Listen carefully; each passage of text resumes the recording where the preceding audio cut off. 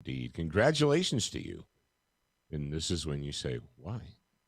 Why is Paul congratulating me? Because you made at least one good decision today. That you can go to sleep. You can put your pillow on, or your pillow on your head. Your head.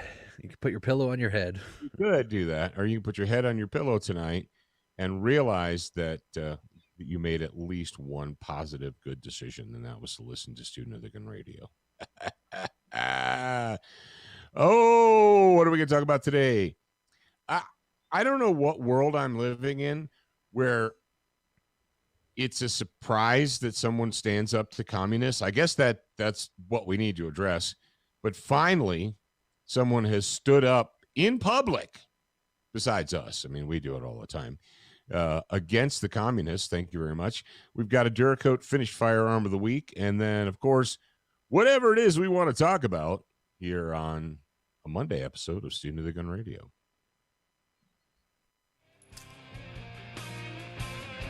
Stand by for education, enlightenment, enjoyment, and entertainment.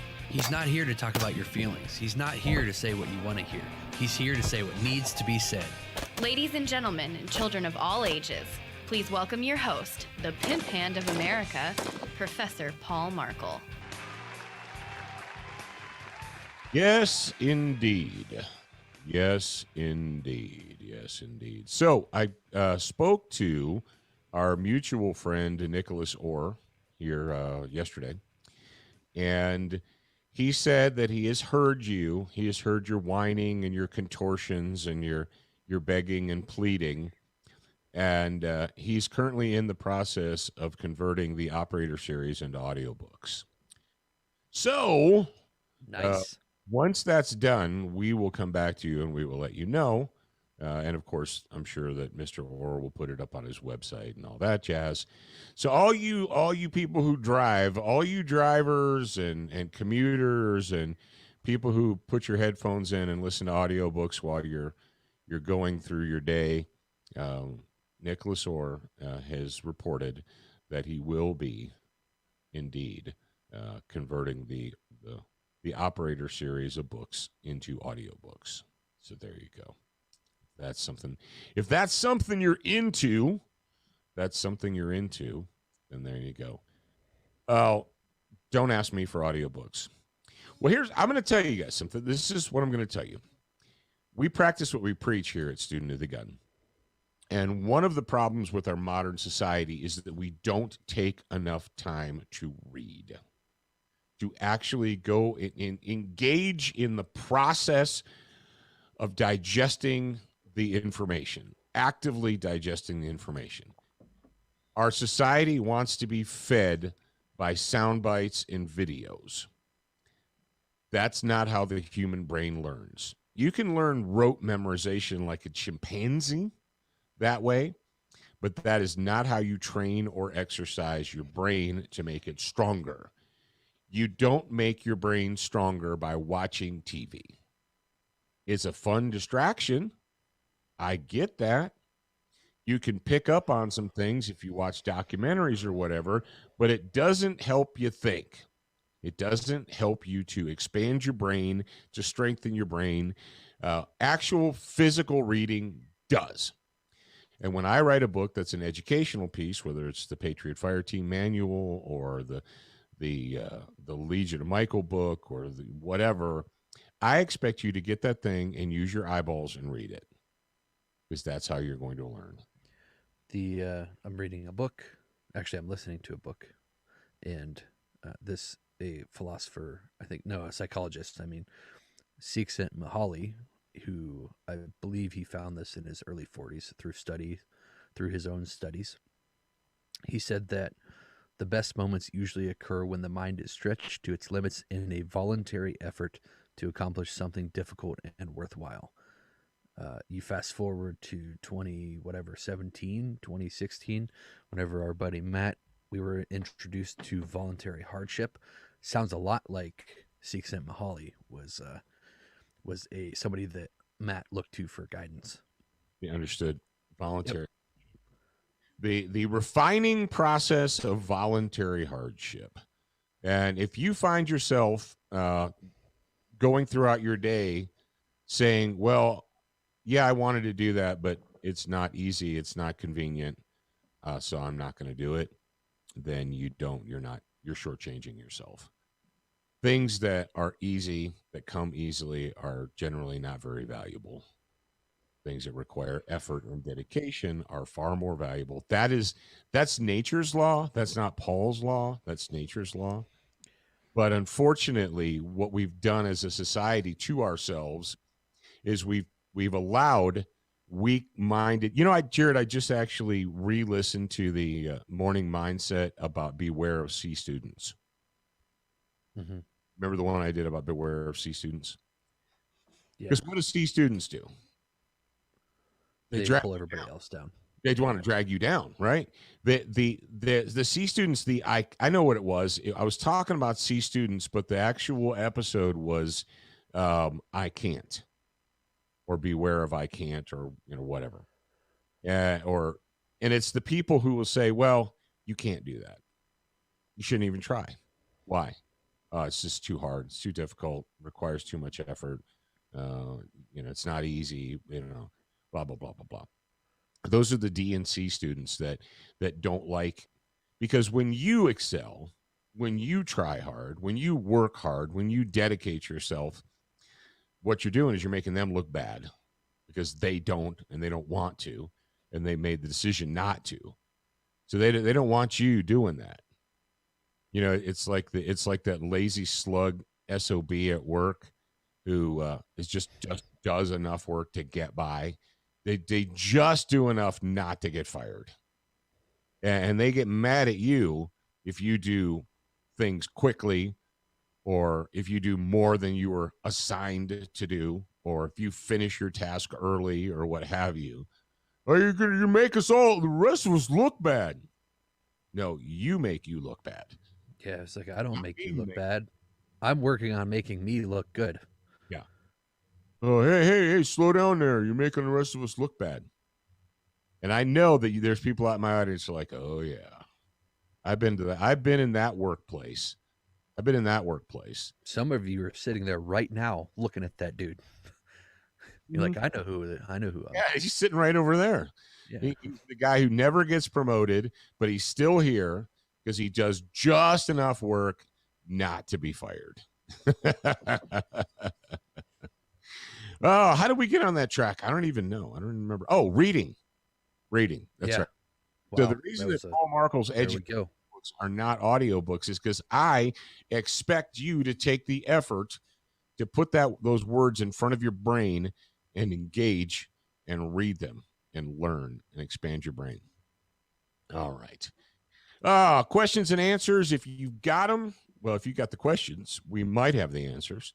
You can go ahead and throw those into the comment section of the live Discord or YouTube or Facebook or whatever you happen to be watching right now. Oh, Duracoat finished Firearm of the Week. Duracoat finished Firearm of the Week. I've got a sexy one for you guys today after the music.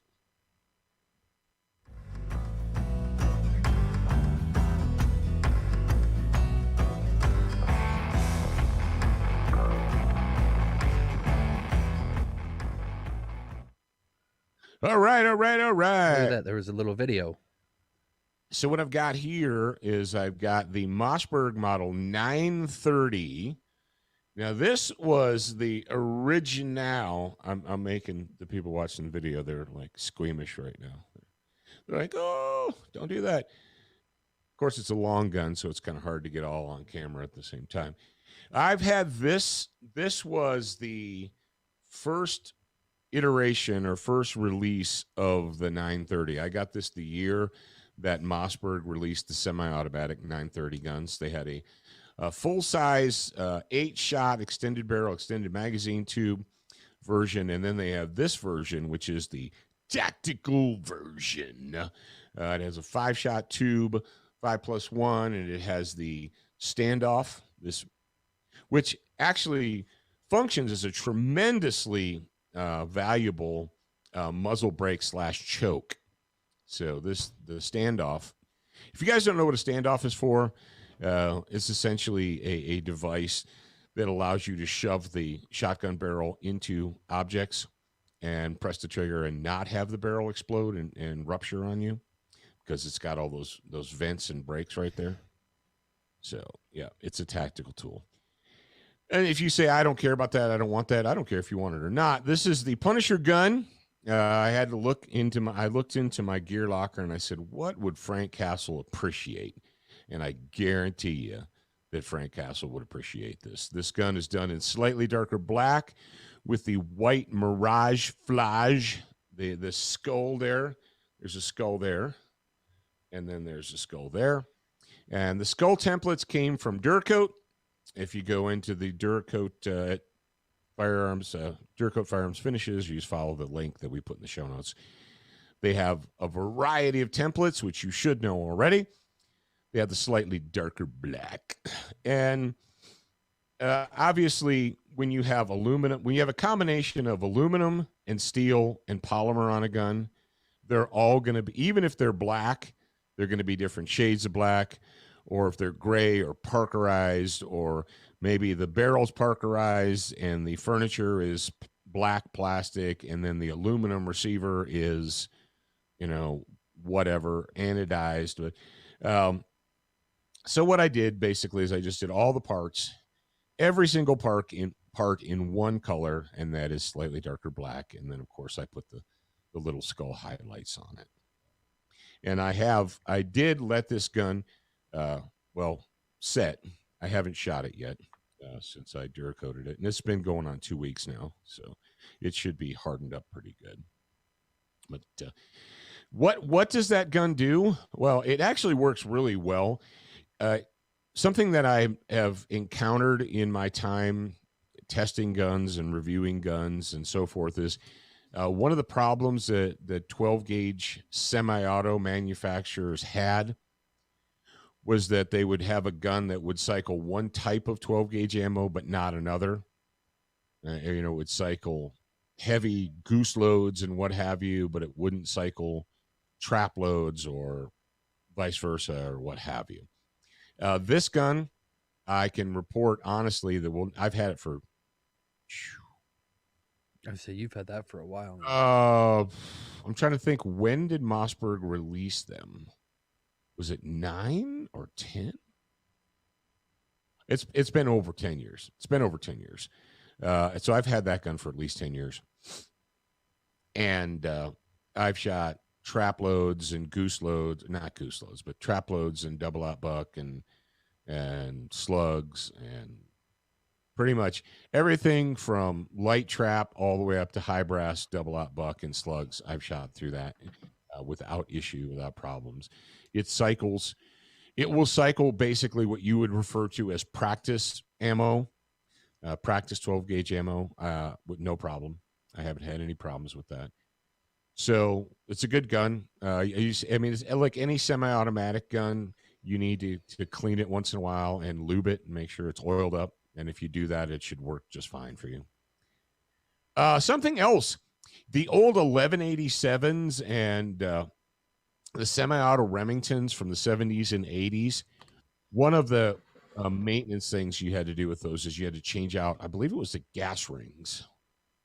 Oh, I remember seeing those advertised all the time, 1187 gas rings or 1100 gas rings, because after a while they would wear and the guns wouldn't function. Now, I'll admit I haven't fired thousands and thousands of rounds through this, but I'm sure I fired well over 1,000 through it. So it's a good gun. It works well, and I really believe that Frank Castle would approve. Were he here, I believe that Frank Castle would approve of this gun. It's the Mossberg Model 930. What's interesting, Jared, I went to Mossberg.com when I was doing the show notes today, and that model now is only available as the Thunder Ranch model. Oh, nice. Yep. And it comes with a Thunder Ranch official camouflage job. And so if you want the one with the standoff, not for stand-on. Not for stand-on. Standoff. Not for standoff. If you want the one not for standoff, you have to get the Thunder Ranch version. At least that's what I saw in the catalog in their current. Now, I'm sure there's plenty of those on the used market right now. But oh, and something else. For those of you that don't know, if you just like that standoff barrel, you can get the barrels all by themselves and swap out your generic barrel for a standoff barrel. I did that with that one that's right over there. That remember the one that has the bird head grip on it and all the stuff? The black, the other slightly darker black one, the Mossberg. You know what I'm talking about, Jared. Oh yeah. Yeah, I started out life as a standard one, and I swapped out the barrel and I put a standoff barrel on it. So. Those of you who know. Some of you, when I say universal key, you're like winking and nod, and other people are like, "What's he talking about?" If you don't know, then you just don't know. No, explain it to me. Nope. Duracoat, because life is too freaking short To have an ugly gun. That's right, to have an ugly gun. Yep. It And is. the good news is you don't have to have a professional do it if you don't want to. There are multiple options. You can become a professional yourself at Duracoat University. You can go to DuracoatFirearmFinishes.com and check out the information there. Or you can just grab their can-to-can technology, and a lot of the stuff comes out looking like a professional did it, even though you just did it in your garage or your backyard. You can follow directions. Yeah. Yeah, As long as you use cinnamon and yeah. those of you that don't know, I probably should explain that. Yep. There's this thing called True Strip that we've nicknamed Cinnamon because the stripper it looks like a stripper in a good way, not a bad way. Stripper. That's right. Stripper. We call her Cinnamon. You're gonna get a message from Steve and Amy and be like, "Hey, stop doing that because people are trying to order cinnamon." No. We sent them cinnamon colored can technology, and they actually want a True Strip. Oh man, I'm gonna go right now to Duracoat Firearm Finishes, and I'm gonna go into the search bar and I'm gonna type in cinnamon. See what I. If you're a student of the gun listener, and you are because you're here and you can listen to this right now, then I don't know why you wouldn't have a student of the gun tattoo, and you can get those there too. Oh no way! What's They that? don't have a cinnamon listed. That actually would that's good because now we aren't going to cause confusion, or maybe we will. I don't know. Well, no, because what people will do is they'll say, "Hey, I want to order cinnamon," and they'll say, "We don't have that," and they're like, "Yeah, you do." Paul Markle said you do. Yep. But Paul Markle also said that you can still get Student of the Gun Fighting Solves Everything tattoos and gun stencils. So if you want to get a Fighting Solves Everything gun tattoo and stencil set, you can do that. You can go to if you go to their camo designs and templates, it says SOTG Fighting Solves Everything gun tattoo and stencil set. So there you go. There you go. That's a good thing. That is a good thing. Yeah, they've got all kinds of. I mean, if you're feeling creative, they can help you out. They can absolutely help you out. So check those. Oh, you know what? I think they did something nice. What's that? And because I'm on their gun tattoos page, and it says the style that you choose is SOTG logo, Fighting Solves Everything. I think they coupled both of them together, Fighting Solves Everything and the Student of the Gun logo for the same price. Yeah. That's badass. It really is. That is badass. That was nice of them. All right. That is pretty cool. That's pretty cool. Our good friends at Duracoat. All right. Oh yeah, it go ahead. Includes a small and large FSD logo. Fighting Soldier. Let's see what I get when I read the description of stuff. It tells me what's in there. Aha! Aha! Crossbreed Holsters want you to be dangerous on demand. They want you to actually carry your gun. I know. It's crazy. Use the promotional code SOTG when you go to crossbreedholsters.com. I am wearing, right now, I'm wearing the, help me out, Jared. It's the farts. It's not the Super Tuck. It's the other one. The Reckoning? The Reckoning. Yeah, thank you. Oh, okay. Yeah, I don't. I was like, I don't know what you're wearing. no. The one I wear every single day. I'm wearing the Reckoning. You're wearing my favorite one. With a Glock 48. I'm gonna point it right there at the camera. Right at the camera, and some people just peed their pants. Yep. So I am. People that are listening are like, why did he just do that? What is he talking about? No. There's nothing on the other side of the camera, but a wood burner. Anyway, if you want to be dangerous on demand, and I think you should. Have you looked around lately? Yeah, you probably should be carrying your gun. Go to Crossbreed Holsters, get a good quality holster. You will not be disappointed. You will not be disappointed. And you're going to save money if you type in SOTG when you check out. So I don't know what else you could possibly want. What? Brownells, what are they doing? Remember last week, a whole week ago, when I said, now is the time to be buying ammo. And we talked about the deals. A couple of them are still in stock. Most of the deals that we talked about last week are out of stock. Oh, man. What? Yep. Sorry. Now, that doesn't mean ammo's not still out there. It just means that if you wait a week, you're like, I'll get that next week. You're going to buy Dogecoin next week, too? You following that, Jared? The Dogecoin freaking thing? Oh, yep. I got a question for you boys. Back in the old days, did we ever accept Bitcoin as payment? We do right now, 14, actually. I don't think we did. No. Did we? Did we ever? Because I was thinking, your mom says no. She said we never did. I was thinking, we did. We still do. When we signed up and started up, we accepted Bitcoin as payment. I don't know if anyone paid Bitcoin. Nobody's used it recently, but we do. Well, how about it? If you have Bitcoin 2015, you would like to? No, I don't think so. If they did, I would know. Trust me. Oh, okay. I was gonna say, we need to be mining for some Bitcoin in our, unless it's invisible somewhere. Go back in our old accounts from Biloxi, and you're like, yeah, we sold a whole bunch of books with Bitcoin back in 2015. Yep. Oh, yeah, no kidding. Speaking of books, were we just speaking of books? Yeah, I was speaking of books. The Patriot Fire Team Mission Planner is those folk at the printer's office actually sent me a notification saying that it has been shipped. So we'll see. The proof copy? The proof copies have been shipped. Oh, nice. 2 proof copies have been shipped. You know, we didn't get mail yesterday.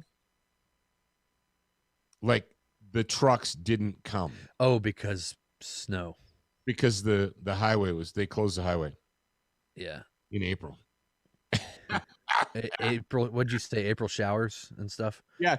Well, I'm not even joking. Here where we live, people are like, oh, April showers, you get lots of rain in April. We don't.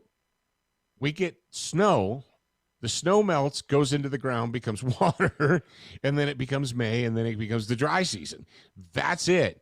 Well, I was to say it's also different there because you don't get May flowers. You get May brown or May green grass. We get May sagebrush. The sage bloom. May sage. There you go. May sage. You know the sage, it flowers. We'll get the purple flowers out in the fields. Oh, you actually get the flower portions. Oh, yeah, I didn't know that. Oh, yeah, we get flowers out here. But there's, if you look at the not geographically, what's the, when they call the weather survey, whatever the weather survey is, we get more snowfall than rain. I think we get 3 times more snowfall than we get rain. It's like an average of 38 inches of snow and an average of 9 inches of rain or something like that. But yeah, don't complain about the white stuff, guys. You're like, oh, snow's crap and blah, blah, blah, blah, blah. Here's the deal. Don't complain about that. because it's free water. It's fresh And water. it's the best part of the Oreo. Yeah, that's right. It's the best part of the Oreo. So the white stuff, it's just going to melt and it's going to become fresh. Oh, who was telling me? It was one of our Texas friends. I can't remember who it was. Was it Ryan? Ryan, was it you? That said that when Texas had their apocalyptic blizzard here a month ago, that rumors were going around that melted snow was toxic. It contained toxins, and not to use it as water. Yeah, one of our Texas people said people were being told that, and they were spreading that rumor that the snow had toxins in it, and you couldn't just melt it and use it as water. Where do you think the entire West gets their water from? That's how our rivers, the Platte River is 100% filled with melted snow. That's why there's water there, because it's melted snow. I guess the fish don't know that it contains toxins and they shouldn't be swimming in it. Oh man, how did we get to this point in society where humans are like, you can't turn snow into water by melting it? Yeah. Let me guess you can't turn ice into water by melting it either, right? Because you have to refine it and put it through a refining process. Now, maybe if you live by a coal plant or something like that, it might fall to the ground gray. But here in like the normal world, the white snow just melts and becomes water, becomes fresh water. That's what it does. Yeah, but you can understand because the streams actually run through rock beds, which helps take all of the crap out of the water. Yeah. Those rock beds filter. Oh, Now, yeah. I will say, like 2 or 3 months ago, Jerry, remember this? We got the dirty snow. Oh yeah, because in the valley here, when it gets really windy, the dust kicks up where they're doing construction essentially. And so the dust was in the air and the snow fell, and it was like a brownish snow in some places, like down where you are, Zach. I think you had a bunch of it. And so people were like, "Oh, that's toxic." I'm like, "No, it's just dirt. It's dirt.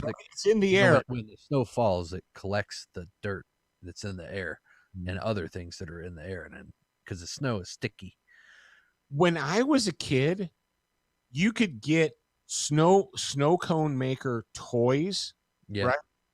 Like you'd get these kits, and they'd say, well, you can get shaved ice from thing, but they used to advertise. I remember seeing you'd go out and into the snow in the winter and scoop up snow and put the syrup on it and eat it. Yep. As long as it's not yellow, you're good. How did we survive? I don't know how. I drank out of the garden hose all summer long. That we had no bottled water. The concept of bottled water was just completely foreign. In the summer, when you were running around as a little crumb cruncher, getting hot, you literally just went over, turned the faucet on, and you let it run for a second because the water that was in the hose was warm, because that's how that works. You get to understand that, right? And then after it ran for like a couple seconds, it would be cold, and you're like, oh, and you turned it off. You drank water directly out of a garden hose? Yeah, we didn't die or anything. It's amazing. Oh, you can't let kids do that. Because the water that was coming out of the garden hose was the same water that came out of the kitchen sink faucet. You guys understand that? It comes from the same pipes. There's one main water line, and if you ever go underneath your house and you see all the pipes going, they all come in from one big line. But it isn't like there's 27 different lines. Like, well, this one's for the sink, and this one's for the toilet, and this one over here is for the garden hose, and this. It's like, gosh. How do we get on this subject? It doesn't matter. What matters is that you're here. Are you not entertained? All right. Buy ammo, carry your gun, be a good person, don't carry an ugly gun. All right, Zach, are you still there with us? Yeah, I'm here. All right, we'll play the Monday bumper. Bump, bump. Attention, new listeners. We produced a complimentary online training course called 7 Training Tips That Could Save Your Life. Get instant access by joining the Student Lounge for free at studentofthegun.com. Do you watch Student of the Gun TV, read the blog, and follow us on Facebook?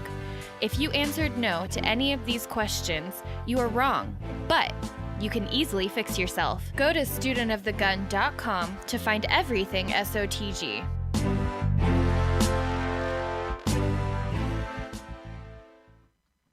Bum, bum, bum.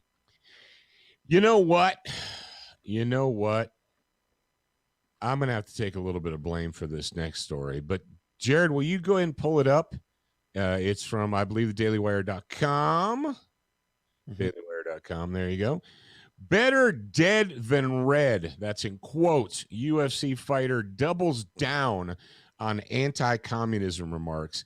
It is nice to see that there is a human on planet Earth that still has some chutzpah, some cojones, some guts.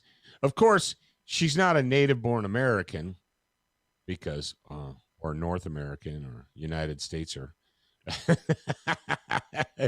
We talked about how people in Latin America hate that we take America and we like call it our own. But Jared, will you read the story here for us? UFC strawweight contender Rose Namajunas isn't backing down from her criticisms of communism, reiterating her family struggles against communist oppression. Why would somebody back down on their criticism of communism? Anyway, because China does everything, and you have to bow down to them. That's why.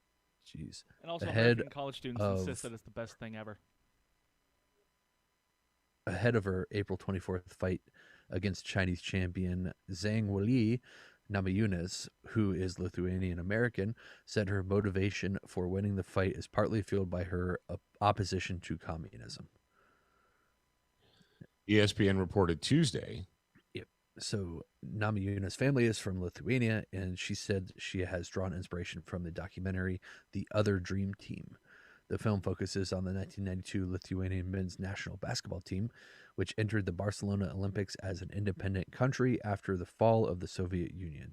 Namajunas recently told a Lithuanian outlet that the movie is a reminder that it's better dead than red, an anti-communist expression coined during Cold War. She also said that Zhang is red and that freedom is a huge motivating factor for why she fights. She said, quote, "I have a lot to fight for in this fight." And what she represents, I was just trying to remind myself of all of the my background and everything that I came from and my family and everything like that. And she sounds said, like she was very emotional when she said that. Yeah. That's a very emotional quote because it's not very well structured. And I understand that she's quite emotional, but Jared, if you would please speak up. Okay. And I kind of want to educate my training partner, Chico Camus, on the Lithuanian struggle and just the history of it all. So we watched The Other Dream Team just to get an overall sentiment of what we fight for. And so, just after watching that, it's a huge reminder of, better dead than red. And I don't think it's any coincidence that Weili is red, That's what she represents. She goes on to say, yeah, you go ahead. It's nothing personal against her, Namajunas emphasized, but that's a huge motivating factor of why I fight. I fight for freedom, and I've got the Christ consciousness, I've got the Lithuanian blood, and I've got the American dream. All of those things I'm taking with me into this fight. Is it? We're living in crazy world. Like, what do you mean, Paul? What do you mean we're living in crazy world? When I was your age, Jared, and when I was your age, Zachary, you didn't have to explain to the American people that communism is bad. You didn't have to apologize for criticizing communists because they are evil. You didn't have to do that. when I was 20 years old, because everyone pretty much, like, except for left-wing scumbag college professors and some scumbags in Hollywood, well, and in the Democrat Party, but otherwise, you didn't have to explain that to people, that communism is bad. It is the exact opposite of what we stand for in the United States and in what used to be the free world. Do you gentlemen understand that what we used to refer to as the free world is now only small parts of the United States? What do you mean, Paul? No, Europe is part of the no, it's not. Europe is full-blown socialist. Our former allies in the United Kingdom, not technically on paper, they're still our allies, but they're full-blown socialists. The British government will arrest you for saying offensive things on Twitter. That's not the free world. Well, what about down south in Australia and New Zealand and stuff like that? That's not the free world either. When you have to surrender your arms to the government because of the behavior of terrorists, that's not the free world. When innocent people have to alter the way they behave because bad people did bad things, that's not the free world. When I'm a Cold Warrior. Okay, the latest Call of Duty game, if you look real hard in the background, there's some background shots of like group shots. I'm in there. Call of Duty Cold War, that was me. All right. I was in during the Cold War. I'm kidding. I'm not actually in the game. There's people who are like, no way. They're clicking frame by frame. They're going through the intro, clicking frame by frame. Is that him? Is that Paul? Is that Paul right there? No, I was in the Cold War when the Soviet Union was in power. And you didn't have to explain to people in Europe and in the United States. You didn't, and even Canada. You know, Canada used to have a really good prime minister. They used to be conservative. They used to endorse freedom and liberty in Canada even. And when I said at the beginning, I said, I'm partly to blame for this current situation. Well, myself and the hundreds of thousands of other Cold Warriors that actually won the Cold War. You see, what happened was the Soviet Union collapsed under its own weight because we stood up to them. So they collapsed. And we won the Cold War. Now, lots of people died during the Cold War. That's something that people don't understand. Like, well, Cold War, nobody actually died. No, we were fighting proxy wars all over the world. We fought proxy wars against the Soviet Union and the Chinese communists in Southeast Asia, in Africa, in Central America. Central America? We fought proxy wars in Central America? Yeah. The communists were trying to take over all of the countries in Central America. Nicaragua, they were trying to take over Nicaragua and El Salvador, Honduras, and so on and so forth. Africa, you're like, what? No, there's no communists in Africa. Holy crap. There's black Marxist governments all over Africa, and they've destroyed their countries. Even Vietnam, that was, yay, let's be communist, has kind of had the last 10, 15 years has chilled out on the, hey, let's go ahead and open up our markets and let's engage in some capitalism. Really? Why would you want to do that? Because that's how we make money. That's how we employ our people, is through capitalism. Communism is bad, folks. You didn't have to use to explain this to people. And you didn't have to. What's crazy is she originally came out like and made a anti-communist remark, and all the pundits are like, oh, did she just say what we think she said? Well, and then they came back to her and they're like, okay, this is what happens when people espouse pro-liberty conservative things. What we do is we allow them to sit on it for about a day. Then we come back and we ask them for clarification. And that's when 99% of all celebrities who, that's when they pull the 50 Cent thing. They're like, oh, no, I didn't mean to say that I was going to vote for Trump. I was misquoted. I'm definitely going to vote for Biden. When they get their phone call from their former white girlfriend, Chelsea Handler, who reminds them that they're black and that they can't vote for Trump. You say, what are you talking about? That was the true thing, guys. If you haven't been paying attention, that actually happened.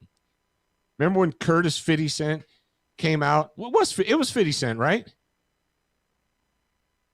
Boys? Yeah, I think so. And then what's her face? Was it Chelsea Handler? He did an interview. I had to call Curtis and remind him that he's black. Wow. Like, I'm sure he forgot. Statement made. And they get away with it. If Kelsey Grammer or Tim Allen or somebody like that would have said, oh, I had to call up my friend and remind them they were black, because so they're not allowed to do that. They would have lost their ever-loving minds. BLM would have burned their houses down. If Tim Allen said, yeah, I had to call my friend, I don't know.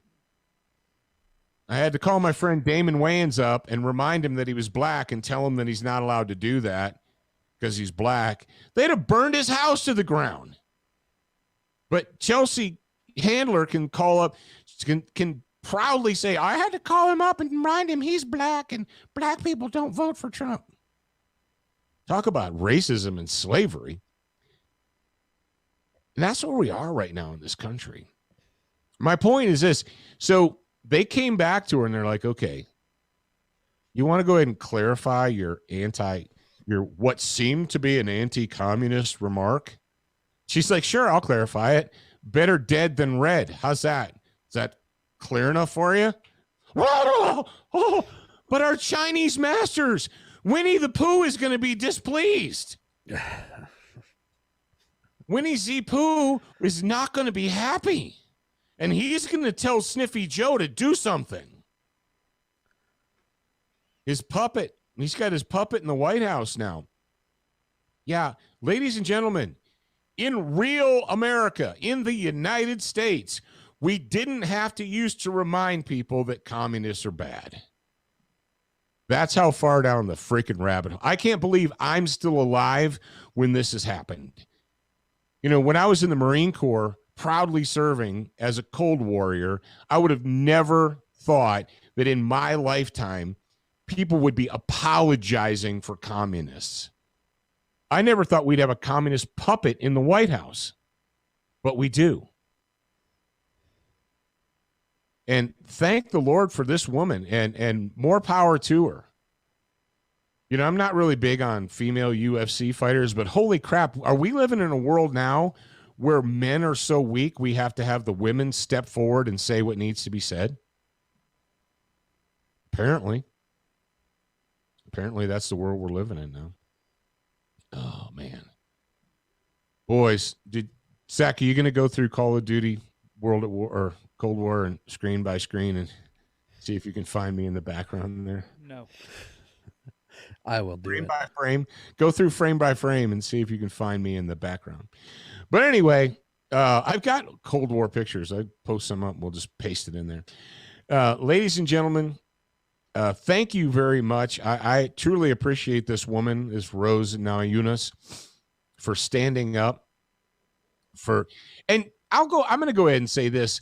I actually have more respect for the Soviet communists because at least they had the guts to put on the uniform and say this is what we are. Now, they were our enemies, but at least they had the guts to put on a uniform and stand behind it.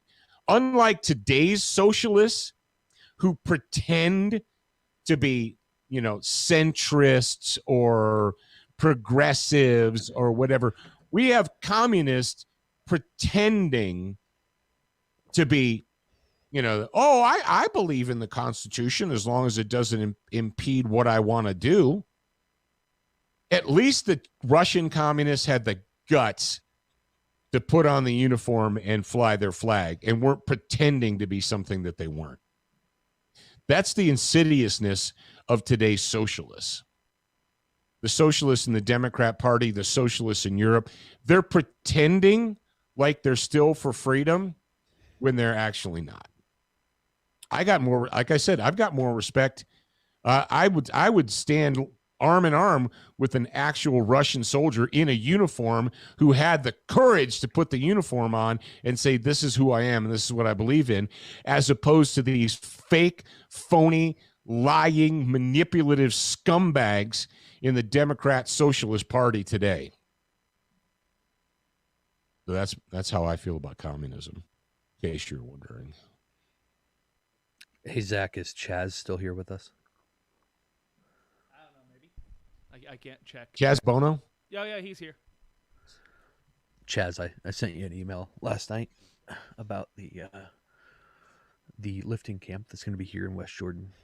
If you're interested, then let me know. Or at least reply and let me know that you're not interested. There you go. And the reason I brought up Chaz is because he's actually got a question. Zach, would you like to read the question? Sure, I can read it if you want. Professor Paul, what are your thoughts on the rise of the no quarter flag? You don't know what that is, do you? Flag. The answer is he doesn't know what the hell that is. Is it quarter or is it Qatar or quarter? It's spelled. I just copied it. It says quatter. Oh, I assumed it meant no quarter, like pirates. You mean like Tarleton's quarter? Oh, no quarters flag or fly. Well, yeah. Oh, okay. Yeah, I didn't know that was a thing now. I'll look up a picture of it and see what it looks like. No, I've got a picture of it. It's got the Jolly Roger on it. It says no quarter established MMXX 2020. I believe that's MMXX is 2020, right? I see very different ones. Yeah, I don't know. I guess I'm gonna need some clarification. Yep. And while we're at it, Mark Williams says that Poland is free and they are fighting against the leftist ideology. Okay, yeah. All right, I should have. All right, I'm sorry. Well, Poland is Poland? I guess it's Eastern Europe, but yeah, I've mentioned that before.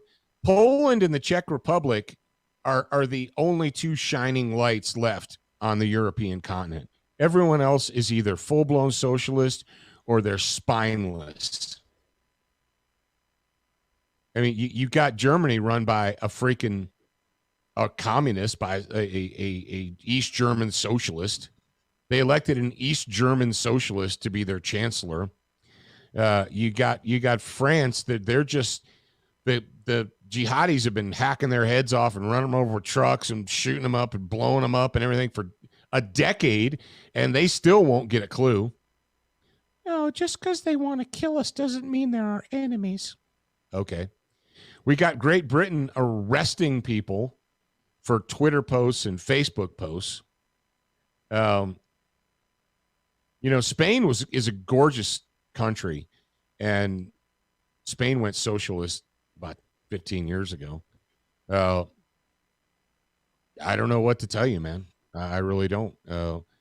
Hitler won World War II. The National Socialists won World War II. It just took them 50 years to do it. Like, that's not right. Well, let me tell you what they don't have in Europe. They don't have liberty and they don't have freedom. So there's that. You can debate me all you want, but when what we used to in the 1980s refer to as the free world, the NATO powers, all of Europe and the United States and Canada and our brothers down south in Australia and New Zealand and so forth. The free world on planet Earth is now just a few states within the borders of the United States. You guys understand that? That's what we've got left. That's what we're fighting for. The free world is a few states in the United States. That's what's left of it. Canada's gone. Europe is gone. New Zealand and Australia are gone. What else? Poland and the Czech Republic. I mean, I'm totally down with the Czech Republic. When the prime minister came out and said, you want to stop terrorism? Get guns and kill them. I was like, dude, this guy, he should be president of the world like that. And Poland's the same way. Poland has come a long, long way. So, all right. What are we going to talk about on Wednesday? Yeah, I'm going to look forward to my show notes. Dan Bongino exposes CNN. What? Yeah. Guess you guys, in case you missed it, Dan Bongino, I'm not sure where is his show aired, Jared? Do you know? I'm not sure where it's. Dan Bongino show. Is it on? I might be on the Daily Wire show. I'm gonna look that up. Anyway, he exposed the Project. He used quotes and stuff from Project Veritas, and he exposed the CNN. I would say I thought the dude that was the founder of Project Veritas was like going through. He's exposed the CNN stuff, but then also Twitter canned him, I guess. So now he's filing lawsuits against both Twitter and CNN. Yeah, I don't have all the details on that yet. I literally just saw it this morning. But yeah, so we've got Dan. He breaks it down. He does a breakdown, and we're going to have the audio of that on Wednesday. And of course, we're going to have a Brownell's Bullet Points for you freaks. And we will also have a Crossbreed Holster Student of the Gun homeroom and more fun and frivolity and all that good stuff coming up on Wednesday. So until then, I want you to remember that you're a beginner once. You're a student for life. We appreciate your reviews. If you haven't left a review or updated yours recently, head on over to Facebook, iTunes, Stitcher, iHeartRadio, or your favorite podcast player to voice your opinion. Don't forget to join us at the Student Lounge, a place for like-minded individuals to learn, connect, and support each other. No chicanery will be tolerated. Remember to check studentofthegun.com daily for new, free content and giveaways. Watch, listen, read, shop, and connect at studentofthegun.com. Are you a social butterfly? Connect with us on Instagram, Facebook, and Twitter for new content each and every day at Student of the Gun. Watch Student of the Gun TV and videos from our trusted partners on Roku, Apple TV, Amazon Fire TV, Chromecast, and even AirPlay. Go to studentofthegun.com for direct links, and remember, you're a beginner once, a student for life.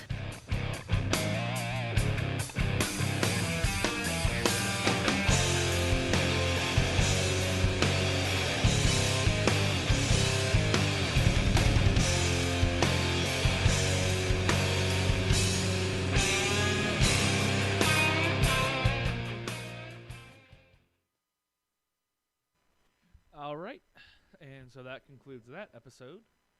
So do you want to take a break and start the next one? Yeah, give me a couple minutes. 10 minutes? So what time is it according to the clock? It's I gotta go fill up my coffee. So 10:45 we'll be back. We'll start up again. We'll be back at 10:45. I'm going to hit this bumper music, and we'll see you guys soon.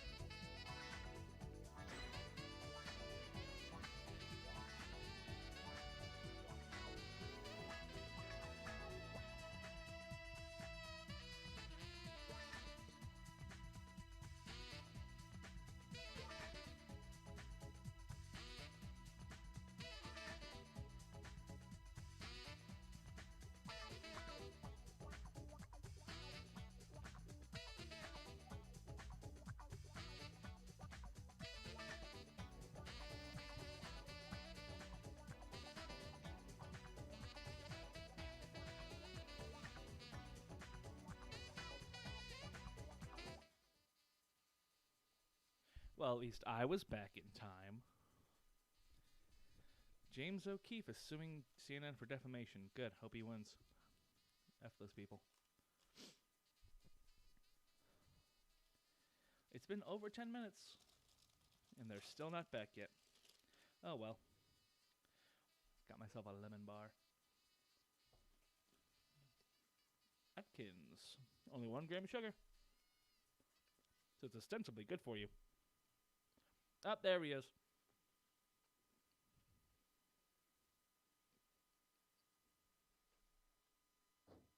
Run, run, the forest, run. Good for you. Where's Jared at? Stop.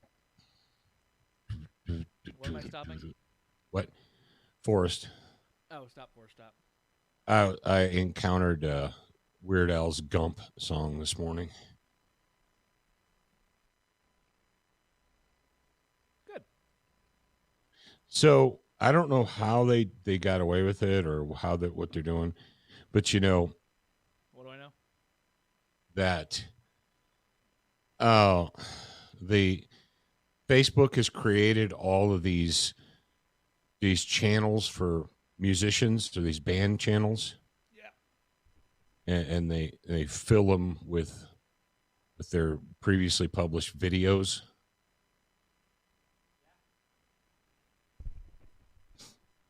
And Well, I don't know how they get away with that, because what they're doing, those aren't the official band Facebook pages. maybe they have a deal with a record company? I don't know. Maybe. I don't know.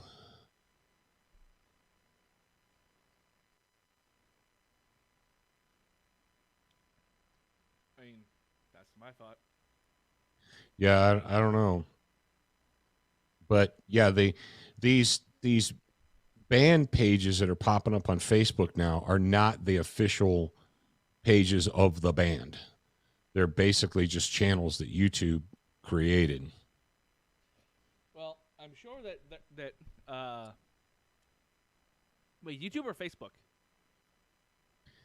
That's Facebook. Oh, you just said YouTube. I meant Facebook.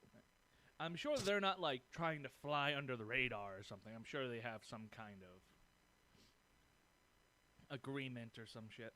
Yeah. Because if they were trying to just like get one over on old Johnny music industry, they'd be in trouble. Because what I've been learning over the last couple of years is that apparently the music industry has more power than the federal government. Yeah. So, Well, certain people in it. The music industry and human resources are the two most powerful entities. And human resources. Yes. What? I didn't know. I'm looking at myself. I'm seeing how long it takes me to wave. Oh, okay. Human resources are the most powerful people. Correct. How is that? Go to any company. What is the most terrifying thing that can happen? I don't know. Have to go to human resources. Yeah. You get a human resources complaint. Have to go to HR. Yeah. If somebody goes to HR, the entire company needs to be restructured to fix that problem. Yeah, which is why I work for me. Yes. So if you get on the wrong side of the human resources department of a music company, you might as well just hang yourself now. Oh. He's gone. He's gone. He's gone. So we said 10 minutes. It's been 15 and Jared's not here. Correct. My fucking laptop battery's dying. Like dying, or you need to get. Well, I mean, it's on 35%. Oh, okay. I'm gonna have to plug it in. Go get your thing. Yeah, man. Like, is it dying as in like you're gonna need a new battery soon, or dying as in you need to get your charger? And the answer apparently is get your charger. What the hell? All right, up there they are. Look who it is. Aw, hello, Ruth. I can hear myself. She's grabbing a microphone.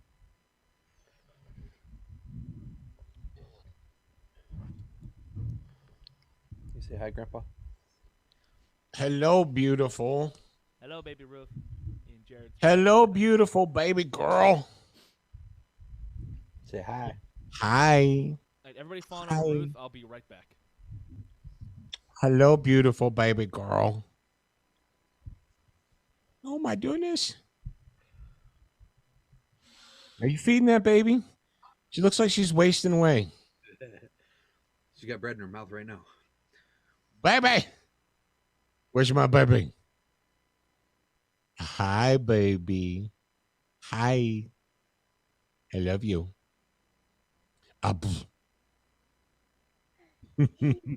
Is that funny? Is that funny, baby? Yeah, those are my headphones. You want to put the headphones on? You funny, baby. Oh my goodness. Hello, baby girl. That didn't last. That didn't last. I wore my glasses. I wore my sunglasses. Yeah, you wore your sunglasses like a big girl at the zoo. I saw that. Yes. No, that's Dad does. What you doing, baby?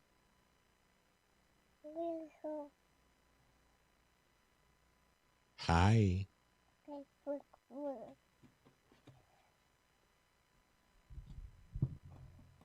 Say grandpa. Say hi. Papa. You gotta talk into here. Hi, baby. Talk into this right here. Hi, baby.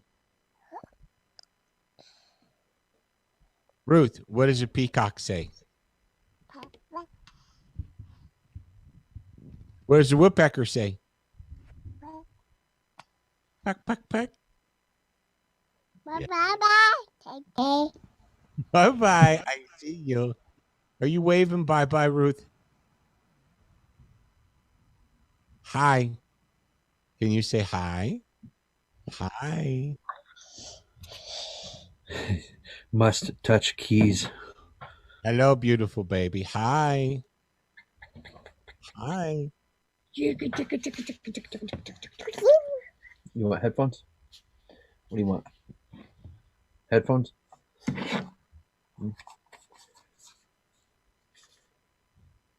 Hi, baby. You don't want those? Okay. I don't want those on.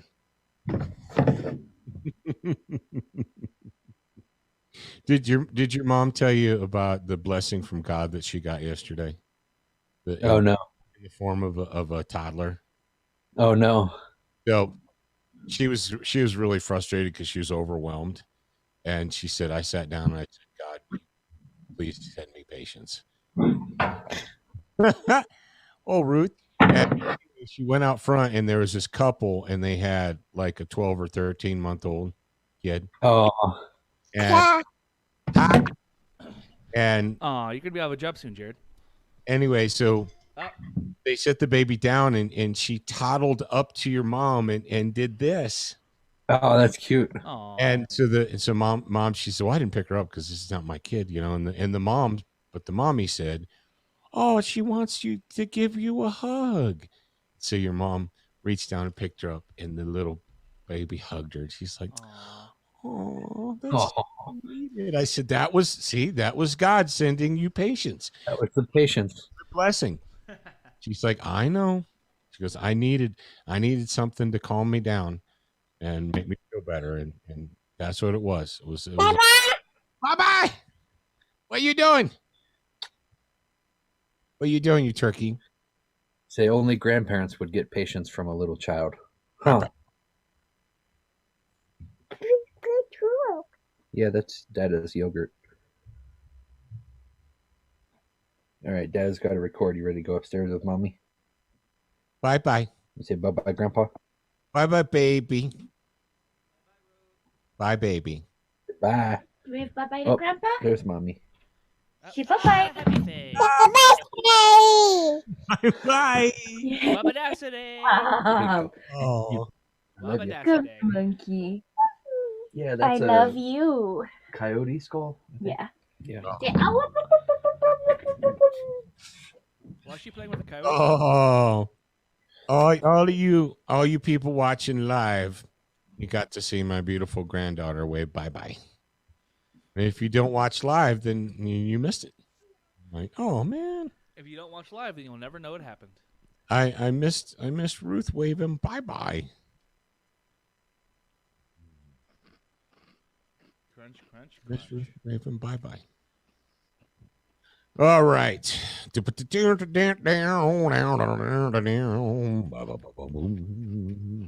Papa Bowie. All right.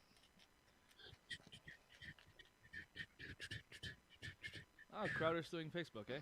Interesting. Let's see where that goes. All right. Oh. So once Jared's finished with his crunchies, we will start. Mm, In the meantime, I'll play Yahtzee on my da, da, da. He's gone. He's gone. Gump was a big celebrity. Told JFK that he really had to pee.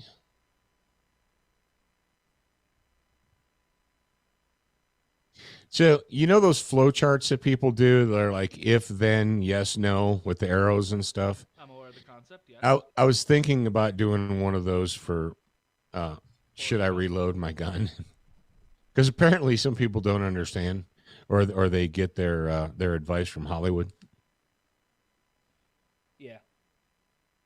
It's like, did you make noise with the gun? Yes or no? Yes, reload. No, leave it alone. Dumb.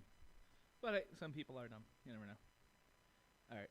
Did you use the gun to make noise? Yes. Yes. All right. Are you in the middle of a fight? No. All right. And reload. What if you're out of ammo and you're in the middle of a fight? Well, then I guess you need to come up with a new plan. Not Come up with a new plan. It's not just reload faster. Hey, I got a dumb question. Go ahead. Oh, no, there it is. Oh, All right. yeah, All we right. did the Occam defense video, right? We did a video for about the 18 or the 1775 Occam defense, the ODS 1775. Yeah, I think so. If you want to keep elaborating. But Yeah, we did a whole video about it, right? Yes. Why? Yahtzee. All right. So this is bad timing, but we need to start because I need to go to the bathroom. Okay. I'm ready whenever you are. All right. Let's go ahead and get this started so that I can take a bathroom break. I'll go after I hit the. All right. We'll do the thing. I get it. And then, well, I'm trying to let you know that we'll do the thing. We'll do the intro. Go into Brownhouse bullet points. I'll hit the intro video, and then I'll run. Okay. All right. So, Dad, we're going. Okay. Better now? I'm unmuted. Sorry. Correct. Yeah, you All have right. a cough button. We're going to go and start off for real with the new episode in 3, 2. All right, ladies and gentlemen, children of all ages, wherever you happen to be on planet Earth. That's right, because Student of the Gun is worldwide in 170 plus countries.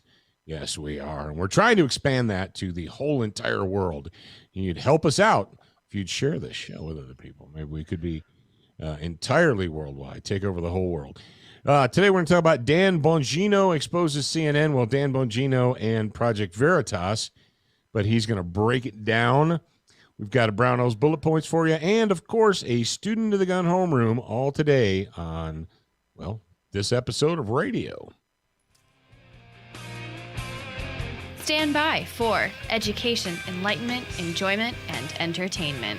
He's not here to talk about your feelings. He's not here to say what you want to hear. He's here to say what needs to be said. Ladies and gentlemen, and children of all ages, please welcome your host, the pimp hand of America, Professor Paul Markle. Yes, indeed. Yes, indeed. Now is the time that I come to you and remind you that if you're watching live on Facebook or YouTube or in Discord, that you are encouraged and allowed to answer questions. And if I don't have the answer, then, well, I will tell you. Like, for instance, on Monday, someone asked me what my feelings were about the no quarter flag, and I said I don't have any feelings about it because I'm not familiar with it. Apparently, it is a loose interpretation of the Jolly Roger. So there you go. Which, if you know what the Jolly Roger is, it's the skull and crossbones. It's the pirate flag. So there you go. All right. What are we going to talk about today? We got lots of stuff to talk about. I guess we could just jump right into the Brownells bulletin points if that works for you guys. So let's do it.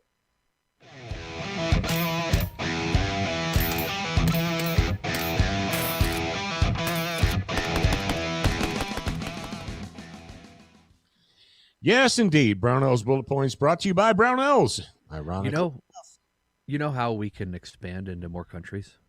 How? We need Elon to make Skynet, or is it called Skynet? No, Skynet's from something else. Starlink. Elon's thing is Starlink. Give the internet to everybody, and then we can reach more countries. But does everyone actually need the internet? No, some people probably have a much better life without the internet. Yeah, that's true. That's true. To be truthful, I was thinking about that the other day, Jared. And thank you for bringing that up. I was thinking about life before the internet, before smartphones, back when. I was just going to say it took more effort to get some things done, but it was much simpler. It was. I used to actually be excited when the mail came and there was a magazine in the mail. When I subscribed to a magazine and it would arrive in the mail, I'm like, I was excited because I had a whole magazine worth of new stuff to look at. When I was in the Marine Corps, you got your magazine that Hugh Hefner or Larry Flint sat down, they signed for you, and you got them in the mail, and you just flip right to the centerfold. And remember the good old days. When I was in the Corps, I think when I got I'm pretty sure it was as soon as I got stationed on the Forrestal, I subscribed to Guns and Ammo magazine. Right. And it was a monthly back then. Guns and Ammo was a monthly. And my lazy SOB friends, they're like, "Oh, hey man, did you get the new?" I was like, "Yeah, I did." When can I read? I did, and After I'm using it. let me hold that, man. Let me get a look at that. Let me look at it. It's like, why don't you subscribe? I mean, back then it was probably $9.95 a year or something like that, or $15.99 a year. It was crazy. The old subscription rates were like a fraction of the newsstand price. You know why they did that, right? No, Paul, why'd they do that? Because they weren't people to. They weren't looking for the money. They were looking for the numbers. You see, in 1987, they sold ads based on subscription, right? So they could go to the potential advertiser and say, "We have 300,000 people who are annual subscribers to this magazine. Therefore, your ad rate is boop. There you go. Congratulations." They weren't making the money. You couldn't pay for all the ink and paper and shipping for the $15.99 annual subscription or wherever the heck it was. No, they did that so that because that was before SEO. That was when you just like had a spreadsheet. And then they did distribution numbers, and distribution numbers were bullcrap because they say, well, we print this many magazines every month. And what they never said was, and 30 days later, this is how many of them go into the recycle bin. What?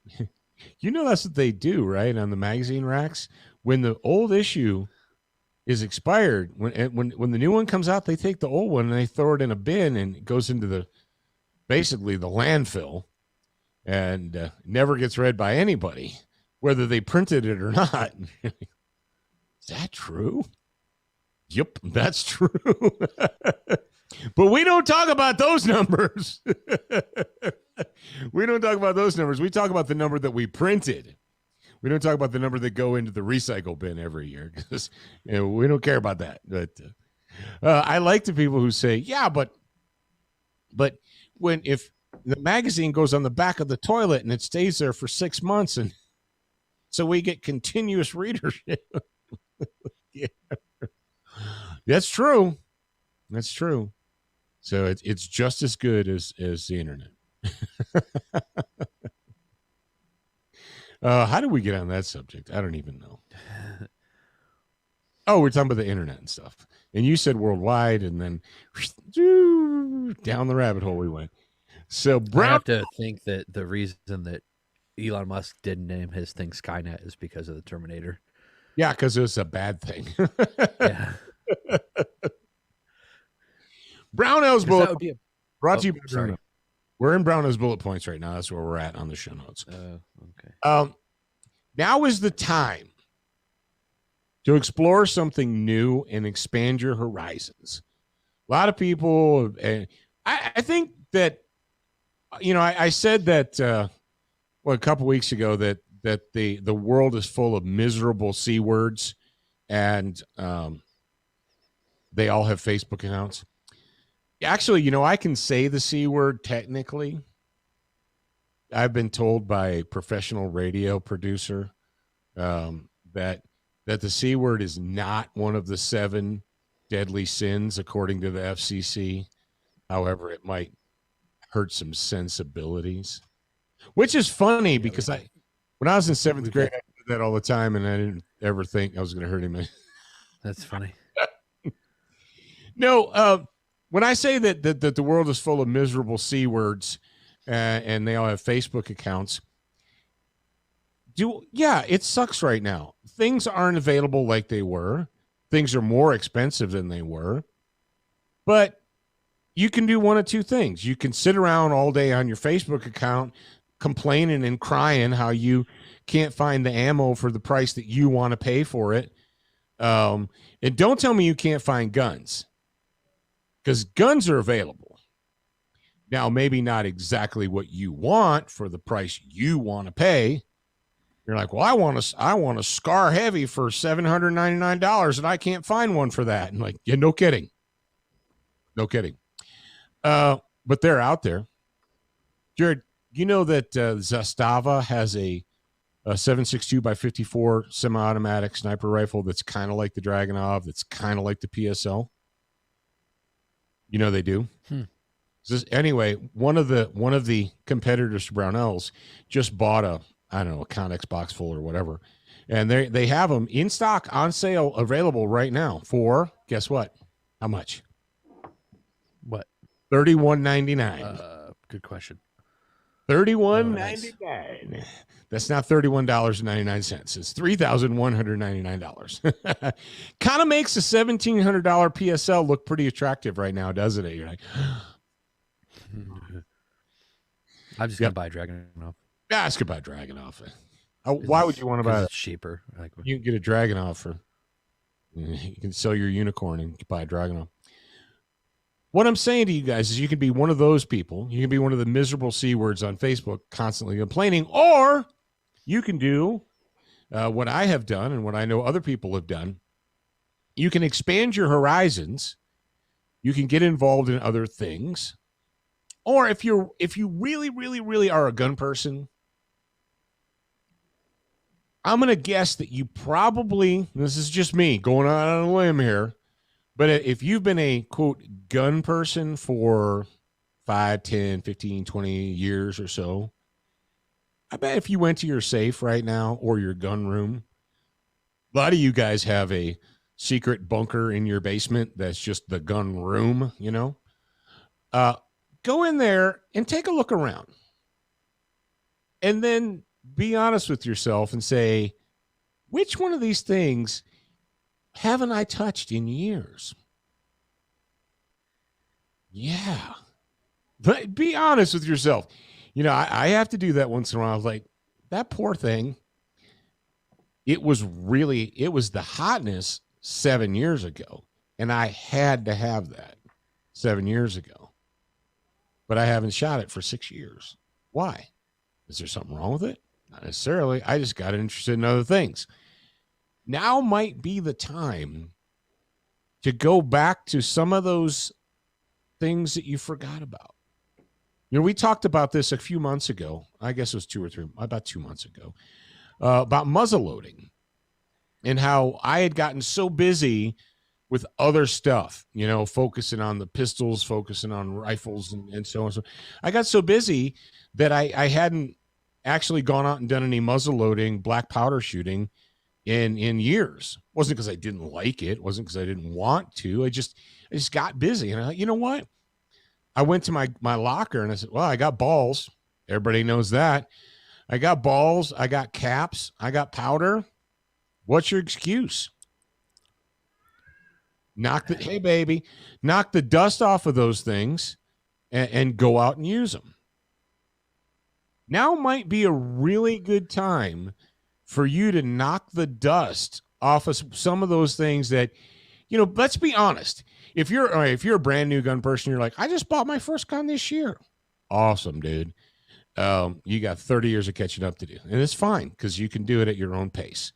But a lot of you guys out there, you know who you are. And if you go through your ammo locker, you might realize you're like, I did this.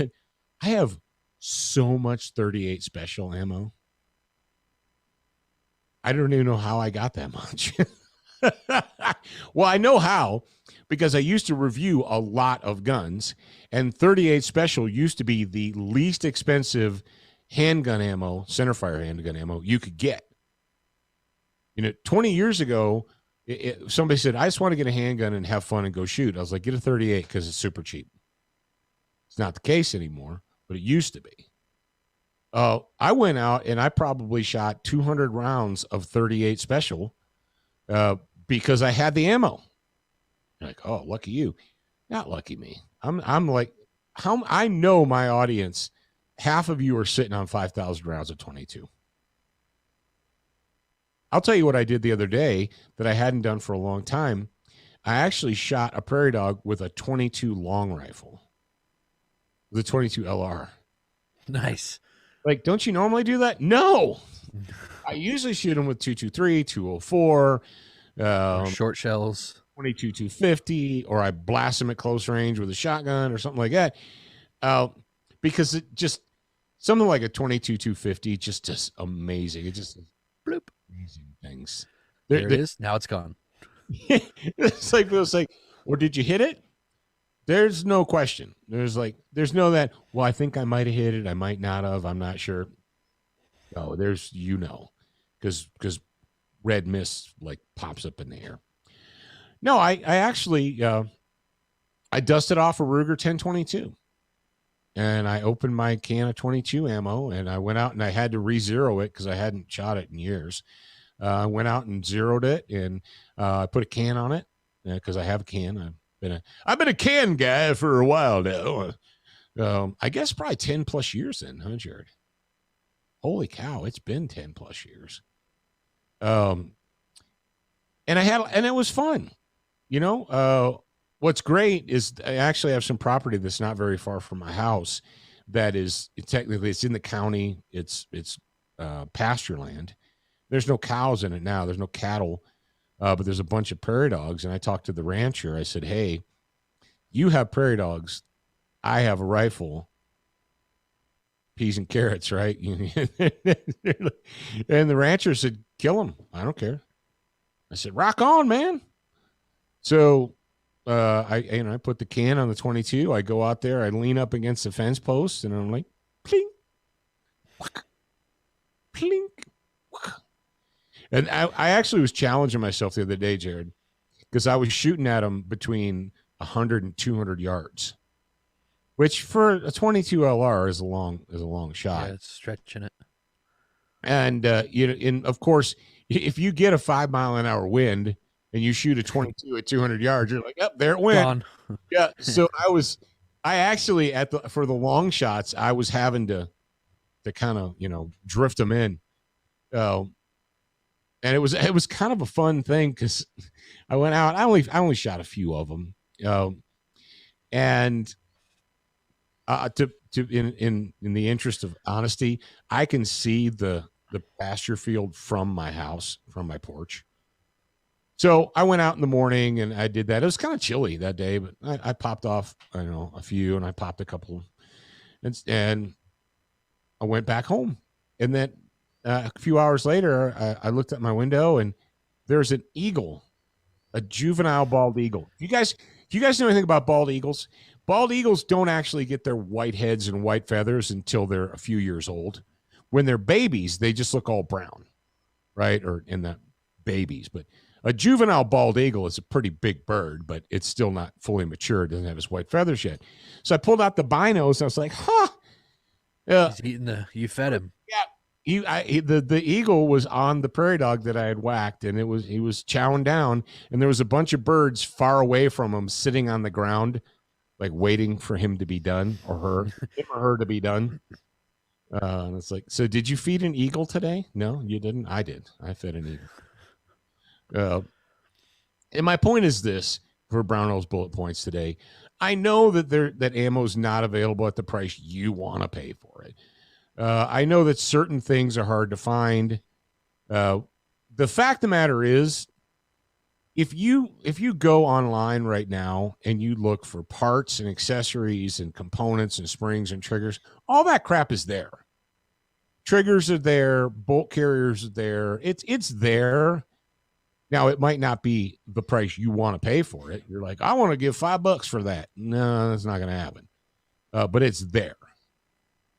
So you can either spend the money or you can expand your horizons, do something a little different, do some black powder shooting, do some 22 shooting, do some shotgun shooting.